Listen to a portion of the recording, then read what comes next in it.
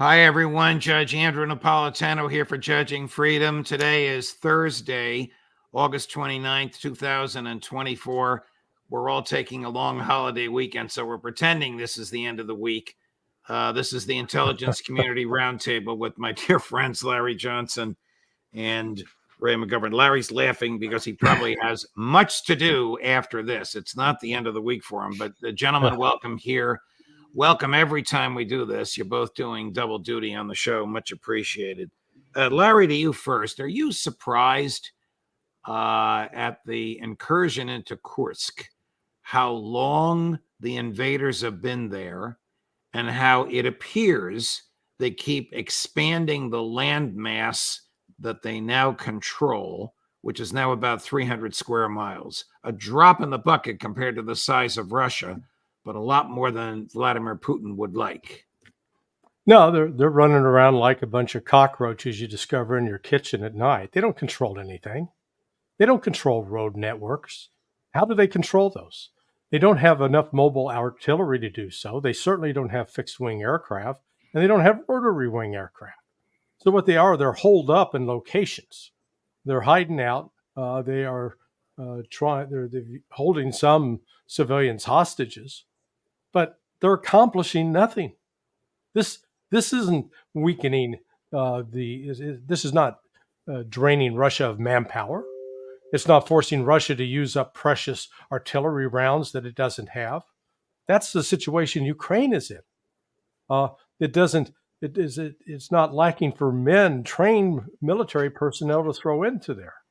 So, I think that at this point, the Russians are content just to keep them holed up and, take their time killing them off. But they're not. This is probably one of the most feckless military operations since Montgomery came up with Operation Market Garden in World War II. Waste a bunch of troops going nowhere. Ray, what would be the purpose of this? Is this a propaganda move for President Zelensky to impress his masters at Langley and in the White House? Well, it fails my imagination to think that he could still think that. I think it's more a Hail Mary pass to hope that he could provoke the Russians into reacting in such a way that the U.S. would have to come in with both feet. That is, they'd have to approve all these longer range missilery and all the other stuff that they promised. In other words, the election is coming up. God knows what's going to happen as far as Kiev is concerned with what happens on November 5. So this is sort of, in my view, sort of a last gasp to stir up trouble, make sure that the Russians come in and rise to the bait, which, by the way, I don't think Putin's going to do, and then see if the U.S. can be mousetrapped into even longer range missilery and that kind of thing, that kind of support.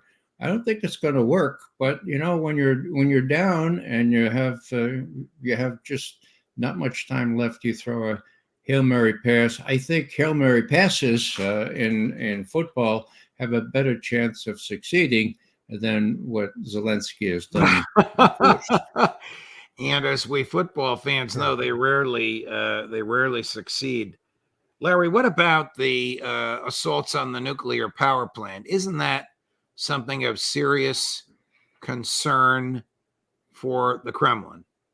Well, yes, the Kremlin's been playing they've been playing a propaganda game with that as well. Let's not pretend that Russia's just sitting back. Ukraine has tried to launch some drone attacks. The likelihood that those drone attacks would actually create a major incident akin to what we saw with Chernobyl back in the spring of 1986, very, very, very unlikely. That's not going to happen. But Russia can make the point that it is Ukraine who is attacking and creating a danger for a nuclear plant like the one at Kurchatov. And my understanding is that particular facility, it's one of the older ones and doesn't have the kind of containment structure around it that some of the newer ones do. So, it is again, it's one of these desperation moves, as Ray noted, a Hail Mary pass with nobody down there to catch it. Well, it seems to have aggravated Sergei Lavrov, and to the extent that he speaks for President Putin, it has aggravated President Putin. Here's the foreign minister of Russia, a guy for whom both of you and I have a lot of respect, the senior diplomat amongst the diplomatic corps in the world. He's been the foreign minister for 20 years, often referred to as the adult in the room. Here is Foreign Minister Lavrov 2 days ago, August 27th. Americans have this direct association, these conversations, this talk of a world war. They think that if this happens, it would only concern Europe, which is a very showing thing that reflects the mentality of those geopolitical strategists in the U.S., because they are confident that they will just be safe across the ocean. And in this situation, one has to understand that we have our own doctrine, a doctrine of using nuclear weapons, among other things, and we are now making adjustments to this doctrine, and the Americans are well aware of this doctrine. And these are Freudian sleep. The World War III is a bad thing because we do not want Europe to suffer. That's the mentality of the Americans, mentality of masters that are sitting on the other bank across the ocean. They are certain of their safety and security, and they are confident that there would be someone else to die for them, to do their dirty job for them, not only Ukrainians, but now Europeans as well. So we heard these speculations regarding allowing to use not only Storm Shadows, but also American missiles, long-range missiles. And in Washington, an anonymous source said that there is an ongoing effort, that they are looking into a request from Ukraine in a positive light. I do not want to add anything to that.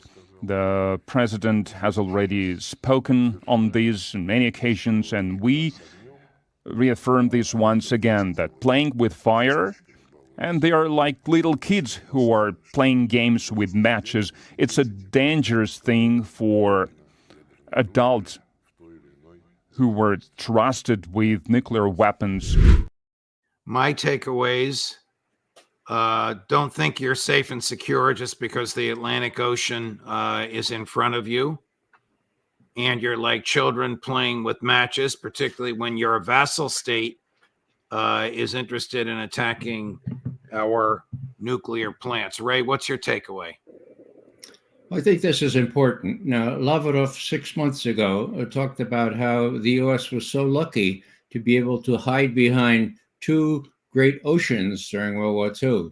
And he said, forget about it. That's not the case anymore. And the U.S., I hope, knows that is not the case anymore, like World War II. So it's a double message. He's trying to raise the notion that the U.S. could suffer from all this. But the other thing is that he's rhetorically sort of pinging on the Europeans. Don't you see what happened to Ukraine? Do you want the same thing to happen to you? In other words, the U.S. is playing your game here, and they're going to sacrifice you just like they will sacrifice Ukraine. Now, that's more plausible. But in my view, this whole nuclear stuff is kind of preemptive. It's sort of like they're saying, look, Biden, you and Blinken and Sullivan, if you think that you can use a small tactical nuclear weapon to prevent ultimate defeat in Ukraine before the election, think twice, because we got them too. You hear that, Sullivan? You hear that, Blinken? We got them too. Don't even think about it. Now, bottom line for me is the Russians don't need to use any nukes, okay? They're in the driver's seat. The last thing they would do would use a nuke. But they are afraid, and I've been saying this for a long time, I think they're understandably afraid that when push comes to shove, and the only thing left on the weaponry shelf is just a low-yield nuclear weapon, that Blinken and Sullivan, rather than lose the war, rather than lose the election, rather than lose their freedom, perhaps, would opt for that and would persuade Biden, or maybe they have the codes themselves. So I think it's preemptive. I think it's a sort of deterrent. Look, we got them too. Don't even think about it. Larry, is the senior leadership of Russia telling the senior leadership of the United States, do not suppose that the American mainland is safe? Yes. I mean, what's going on here is the United States has been openly talking about putting in medium-range ballistic missiles back into Europe that are capable of carrying nuclear warheads. We've already put the F-16, at least 6 F-16s are there. Well, let's take one off the board. It's already dead along with the pilot. But those F-16s also are capable of carrying nuclear weapons. Russia's message through Lavrov and the deputy foreign minister Rybkov, and across the board, it's very simple that if Russia's in a position where it believes the West is about to use a nuclear weapon against Russia, Russia will take action, and that action will include hitting the United States. That's simple. And it is what I worry about is that nobody in the West is taking this seriously. They think the Russians are just talking hot air. They're not. And so it's out of this kind of miscommunication. Correct. People on this program are taking it seriously, but it doesn't, unless they're whispering in each other's ears, it doesn't appear as though the Blinkens and Sullivans, Biden, if he even knows what's going on, is taking this seriously. Well, let me take a footnote here, Judge. Please go ahead. Set of line here. I think there's a danger in exaggerating the threat to the United States. Let's go back and realize that if they bombed Washington or threw a ICBM at Washington, that would be under Russia as well. They don't need to do that, okay? All they need to do is remind these guys that, look, whatever you do in Ukraine or whatever you do to save Ukraine, we can do too in Europe, okay? So I don't expect any escalation out of Europe here. The more so since Putin's in the driver's seat. He's winning. He's got the upper hand against the line there in the eastern Ukraine. He's going to go to the Dnieper anytime he wants, and he's going to destroy the rest of those folks in Kursk Oblast. So why would he resort to nuclear weapons? I think we have a danger here to inflate the threat. And what he's really trying to do is say, look, remember, whatever you do, we can retaliate in kind. Well, that means sending a missile to Washington is, in my view, not quite correct.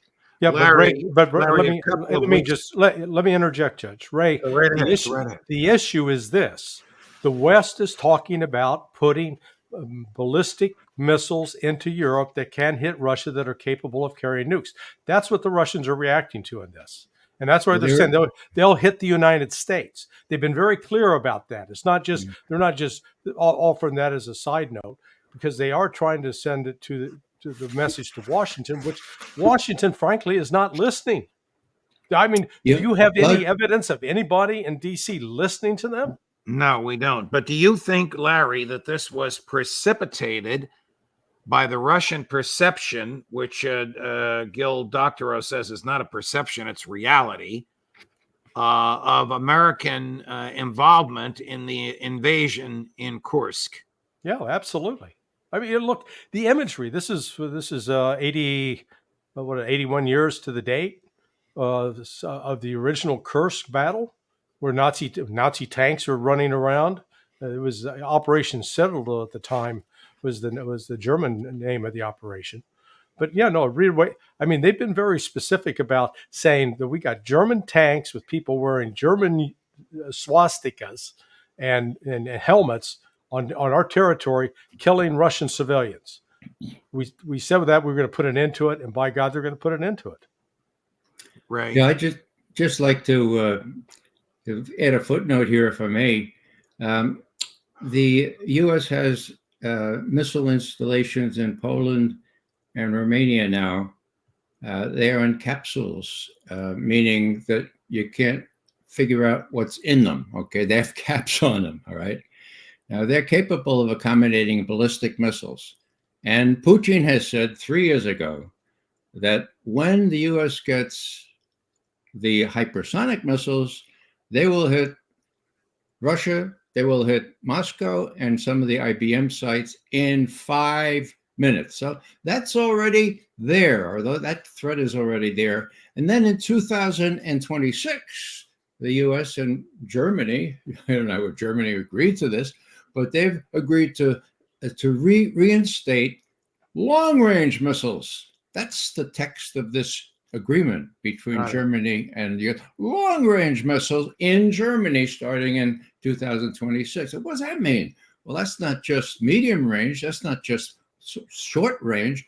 That's worse than the Pershing IIs that they had back there in the 80s and 90s. So what we're dealing with here is something that's been gradually accelerating. All I'm saying is that, yeah, the Russians are being real strong on their rhetoric. What Lavrov said today, no more negotiations for sure. We were prepared to negotiate. No more ever. Okay. Right. So that's the where it sets here. And I think that there is a danger of misinterpreting what the Russians are doing, which I see as a kind of a warning with respect to the Europeans mostly, who would bear the brunt of all this, not Washington. Larry, there are 2 American aircraft carriers in the Eastern Mediterranean, ostensibly there to provide either a show of support or real support for Israel. Can these aircraft carriers dispatch offensive armaments that can reach Moscow? No. Well, can they reach Russia? No, they use that's what submarines are for. No, not their aircraft. That aircraft's not operationally capable without air refueling, which would be, make them very vulnerable to shoot down. Now, those aircraft the reality is for Russia, our aircraft carriers are useless. They just they take up space in the ocean. And does the Pentagon, in your opinion, perceive the danger of what you just characterized in your 2 answers ago? Well, no. I mean, no. They're not. You're not seeing anybody stepping up to try to calm things down, cool things down, back off. It's just the opposite. Let's give the Ukrainians permission to start hitting deeper into Russia. Yeah, let's do that. That's what you're hearing. Do we have subs in the Black Sea? No. Wow. So, I mean, subs will be in the Mediterranean. But, that's the other dimension here, what's going on with respect to Israel and, quote, containing Iran. We're putting a naval force out there that's going to be exhausted. I mean, it's the longer they stay there, all ready to fight, already all tensed up, all ready to go. It's any minute now. It's coming. Okay, tomorrow, next week. You can't stay ready like that. This is like a bad version of a Viagra ad. After 4 hours, go see a doctor. Larry, you were never at a loss for these, shall I say, unique analogies. Sorry. All right, let's segue into the Middle East. You used an interesting word, exhausted. The 2 of you, as well as McGregor, Ritter, and others, have described the IDF as exhausted. It appears Prime Minister Netanyahu wants them to engage in a land war, killing civilians in the West Bank. Will they meet much resistance? Will Hezbollah get involved in a way that will stop them, Ray? That is the question, Judge. I wish I knew the answer. Hezbollah, Hamas, the arc of resistance there, the people in the insurgents in Iraq and Syria, they're ready. The question is whether President Sisi in Egypt, whether the people in Saudi Arabia or even Jordan will feel they have to respond for once in defense of the Palestinians because of the pressure from the many thousands, millions in some cases, of Palestinians that live in their countries. So, yeah, it's a real dilemma, and I think the key still exists. The key is still whether Netanyahu can tell his his armed forces with credibility that if they go after Hezbollah, Washington is in it with us. If they can't say that, the military may well resist being sent into a futile battle, a quixotic attempt to save what's left to be saved from their campaigns against Hamas and Hezbollah. May I add one more little thing here? It's no little thing. We haven't mentioned that Jacob Sullivan is still in Beijing at last lecturing the Chinese on human rights. Well, I don't think so. No, I think what he's doing is saying, look, we may have to up the ante in Ukraine. I know you have this cooperation agreement with Russia, but just we'll let you know so that you don't. I don't think he's going to get the first base. I asked my Chinese specialist friends, "Hey, do the Chinese have a diplomatic equivalent to the middle finger?" And they said, "No, they're much too polite, but they do say absurd." And what Wang Yi has been saying to Sullivan is absurd. If you think that we're going to let the Russians be wiped out in Ukraine without us stirring up some trouble in the East China Sea or the South China Sea, you're very misled. And I think Sullivan's going to come back now and he talked to Tony Blinken and say, "My God, the Russians and the Chinese are together." They're 5 years late in realizing that. But if they realize that, then I think a two-front war, maybe they won't even be able to persuade our military to chance a two-front war.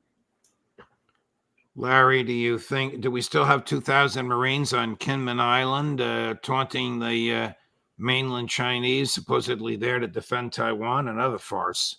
Yeah. Well, that's the posture, at least, of what we call Indo-PACOM. It used to be called U.S. PACOM, Pacific Command. Now it's they've expanded it into West Asia. What you're looking at here is the military is sending messages that they're going to be at war with China. Now, I just have seen some of the news flashes coming across about what was said, and the Chinese were very strong in portraying the United States as a belligerent power, and they said that the worsening of relationships is all entirely the fault of Washington, not China, and because Washington has reversed course on the commitments that were made by Richard Nixon 52 years ago with respect to a one China policy. So, she was lecturing Sullivan, not the other way around. And Sullivan, they don't have enough lipstick to put on this pig to make it pretty. The one China policy was not only President Nixon stating foreign policy as under the Constitution the president does. It's also a statute enacted by Congress stating the one China policy. But I guess Joe Biden didn't read that. Gentlemen, I have to go. Thank you very much. Thank you for your time. We're pretending it's Friday. And of course, we're off on Monday. I don't know what our schedules will be next week, but I would be ecstatic if you both can be on twice as usual, individually early in the week and the roundtable on Friday. All the best. Have a great holiday weekend. Same to you. Safe travels. Thank you. Thank you, my friends. Coming up later today not much later, at 4:30 Eastern, Aaron Mate, Judge Napolitano for Judging Freedom.